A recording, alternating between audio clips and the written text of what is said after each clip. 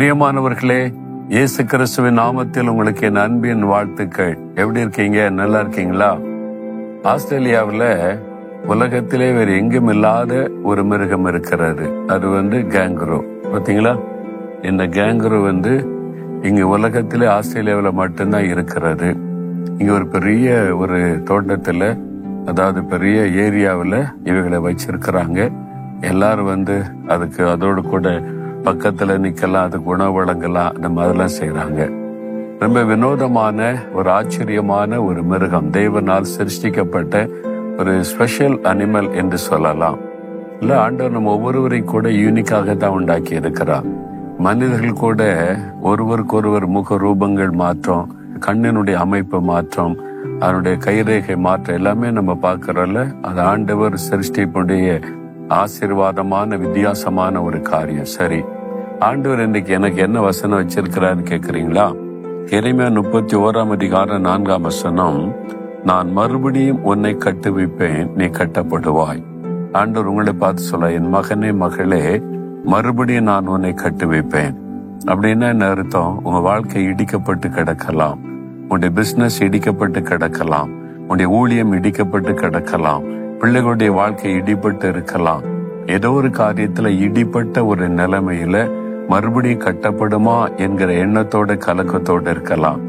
ஆண்டவர் இன்னைக்கு வாக்கு கொடுக்கிறார், நீ மறுபடியும் கட்டப்படுவாய், நான் மறுபடியும் உன்னை கட்டுவிப்பேன் என்பதாக ஆண்டவர் சொல்லுகிறார். உங்க வாழ்க்கை கட்டப்படும், உங்களுடைய பிள்ளைகளுடைய வாழ்க்கை கட்டப்படும், உங்களுடைய ஊழியம் கட்டப்படும், உங்களுடைய பிசினஸ் கட்டப்படும், உங்களுடைய வாழ்க்கை கட்டப்பட்டு நீ ஆசீர்வதிக்கப்படுவீங்க, நீ கட்டப்படுவாய் அப்படின்னு வாக்கு கொடுக்கிறார். ஏன் தெரியுமா? மறுபடியும் நமக்கு இந்த ஆசீர்வாதத்தை கொடுக்கதான் கடவுள் மனிதனாக இயேசுவாக சிலுவையிலே தன்னை பலியாய் கொடுத்தார். மனிதன் ஆண்டவரோடு கூட நெருக்கமாய் வாழ்ந்திருந்தான். ஆதாமும் ஏவாளும் ஆண்டவரோடு நெருங்கி வாழ்ந்திருந்தாங்க.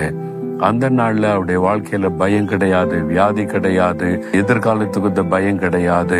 ஒரு சந்தோஷமாய் மகிழ்ச்சியாய் வாழ்ந்தாங்க. சாத்தானுடைய வாழ்க்கைக்குள்ள நுழைந்து பாவத்தை கொண்டு அவருடைய வாழ்க்கையை இடித்து விட்டான்.